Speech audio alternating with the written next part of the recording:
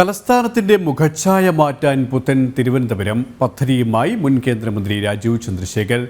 പദ്ധതിയുടെ ഭാഗമായി Thiruvananthapuram research and innovation ക്ലസ്റ്ററിന് ഉടൻ രൂപം നൽകും. തെരഞ്ഞെടുപ്പ് സമയം തയ്യാറാക്കിയ വികസന രേഖയുടെ പശ്ചാത്തലത്തിലാണ് പുത്തൻ തിരുവനന്തപുരം നടപ്പിലാക്കുന്നത്.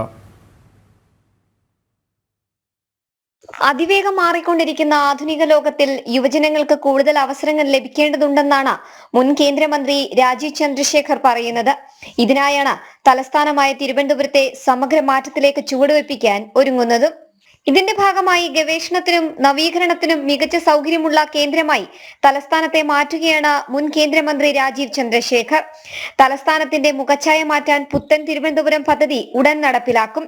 കഴിഞ്ഞ ദിവസം കേന്ദ്രമന്ത്രി ഡോക്ടർ ജിതേന്ദ്ര സിംഗുമായി രാജീവ് ചന്ദ്രശേഖർ ഇതിന്റെ ഭാഗമായുള്ള കൂടിക്കാഴ്ചയും നടത്തി.